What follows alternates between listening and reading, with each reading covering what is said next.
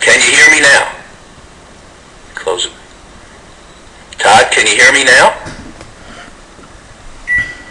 Lost Todd. You hear me, Valerie. Well, thank you. But I think we lost Todd. So Todd, Hello? How do you motivate a negative teacher? And I'd like you also to link that question with another question, is how do you handle teacher burnout?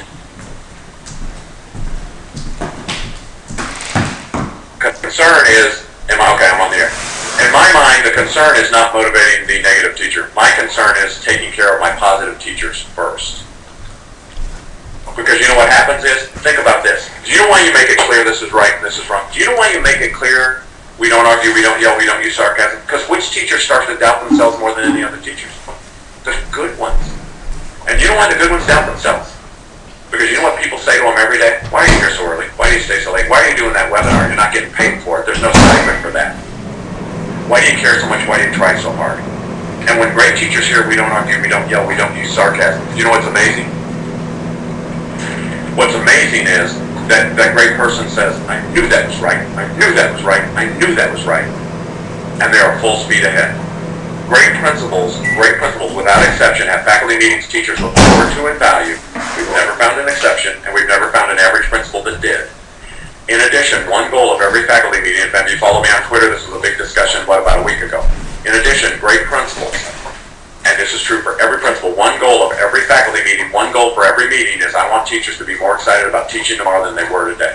And what's interesting is just by giving you skills, just by teaching you how to be more effective, just by helping you understand we don't argue, we don't yell, we don't use sarcasm, you can now try that and that works, and that's the motivation. I'm much more concerned with taking care of my good people than how to motivate the two people that are the most negative. What I'm most worried about are the people that are likely to join and follow those negative people if I'm not an effective leader with them on a daily basis. I don't remember the second part of the question, so go ahead and fire it up or anything else you want to do. Standardized tests. How do you handle standardized tests with teachers and students?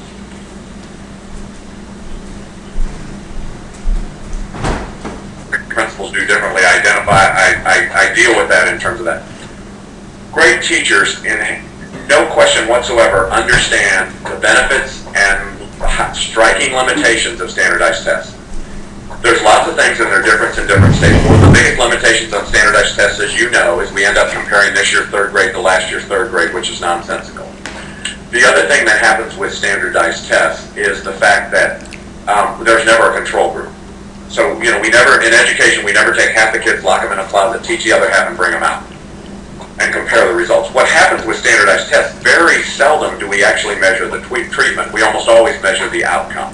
And I always think it's like having a diet ad with one of the Olsen twins, and then at the end of the diet ad going, look at how skinny she is, and you go, what'd she look like at the beginning? And that's a lot of what standardized tests are. Principals, though, have to take care and protect their teachers related to standardized tests. Keep in mind this. I think of a standardized test as a circle, and I think of what we do, what we should be doing in education as another circle. Those overlap. Some people think they overlap tremendously. Some people think they overlap just a little bit. We have to have success at standardized tests simply because that's the way the game's played. Because if we don't have success at standardized tests become the whole school. But you as a leader and you as a teacher cannot allow that. You know, one thing I share with my own children all the time, a follower's never going to cure cancer, and we need somebody to come up with that one. And what standardized tests do is the biggest harm in standardized tests is they hold back the great teachers. That's the most offensive thing about them. They hold back the great teachers. Do you know why great teachers now do 2-digit math? Because they used to do 3-digit math, but they don't test 3-digit math, so they hold back and do 2-digit math. You have to understand that's what there is. You have to figure out a way to be successful on those standardized tests to the degree you can, but never lose sight of the fact that that's not our primary focus, regardless of what people say. If you build your classroom or school completely on standardized tests, you better hope like crazy that test doesn't change, because now you have nothing. What else you got?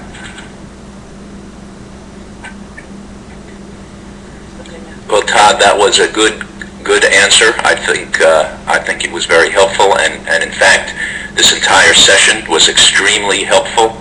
I've been looking at the comments, and I think your audience is very appreciative of your spending the time today. And on behalf of Eye on Education, I'd like to thank everybody for attending. The conversation should continue on Twitter. Please visit the hashtag is, let me get that here, WGEDD, and we'll see you there. Todd, do you have any last comments to say to the group?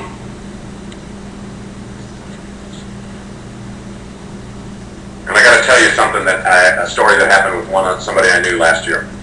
They were talking about the day before Thanksgiving. They were talking about what are your Thanksgiving traditions. And one girl said that one of her favorite tradition is that her and her dad used to always have pecan pie, and they'd always put milk on it. And the teacher said, pecan pie with milk? And she goes, I don't know why, that's what my dad always did. And he goes, oh, are you going to do that this Thanksgiving? And the girl goes, well, actually my dad's no longer living, I don't have any family members, I live in an orphanage, and we don't do anything like that. That's the way class ended, and they walked out for Thanksgiving. The Monday after Thanksgiving, that girl came to class, was leaving class, the teacher pulled her back and said, would you mind joining me for lunch? I haven't had 2 pieces of pecan pie, and I don't know about you, but I'd like to put some of this milk on mine. And he had 2 cartons of milk. You know, that's what teaching is. We just sometimes forget that that's what teaching is. I just typed in there, classroom management has a lot more to do with class than it does management. Dealing with difficult people, dealing with difficult teachers, dealing with difficult students, first requires you have the ability to deal with yourself. It's making sure we never escalate the situation, because when we do it, what happens is then we lose credibility and we lose all the rest of the students too. I appreciate so much people taking time out of their busy schedules, so many people from so many different places. I hope we can get a whole chain and you all follow the other people on Twitter. Obviously there's some experts on here, and but like I said, if I can ever help you, please call, please email me. Have a wonderful holiday season, and I just appreciate so much you taking care of those students, because I know for everybody that's in here, everybody that's been part of this webinar, tomorrow morning when the students walk through the doors of your classroom and they walk through the doors of your school, they're going to be absolutely blessed. You want to know why?